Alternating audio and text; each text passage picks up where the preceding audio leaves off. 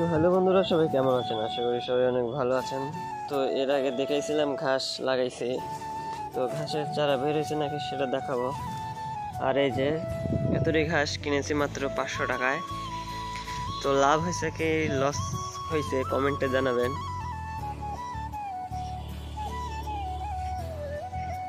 এই যে কেটেও নিয়ে গেছি। আমাদের এখানে যা ওরের দাম, বাপরে বাপ, 800 টাকা শ।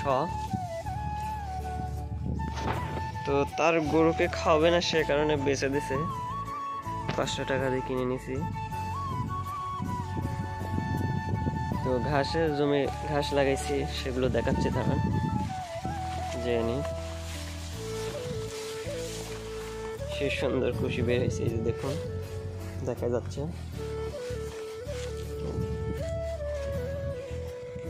কি সুন্দর। প্রত্যেকটা গোড়াতে গোড়াতে থেকে বের হয়েছে।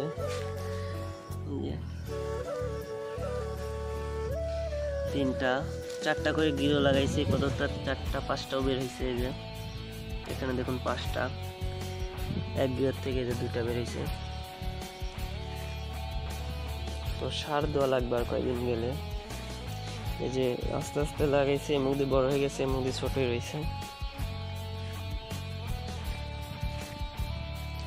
এই দেখুন, এই সব ঘাস 500 টাকা দিয়ে কিনেছি। 4 দিন ধরে খাওয়াচ্ছি। এই যে এই মুখ দিয়েও কেটে নিয়ে গেছি। মেন কথা, জমিটা আমার বরাবর, তার গরুকে খাওয়াবে না, সে টাইম পাচ্ছে না কাটার জন্য। তো বললো বেচে দেবো অন্য জায়গা, না তুই নিবি? পরে পেলাম দাও, দেবনি সব 500-600 টাকা। এগুলো থিয়ে দিছি, লাগাবো, আরো লাগানি বাকি রয়েছে।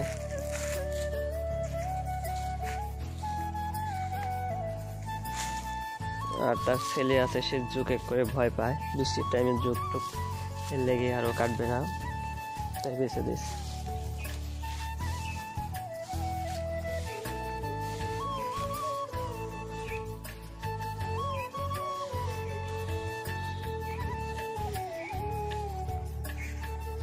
এই যে কোনো দিয়ে এখনো লাগানি বাকি রয়েছে।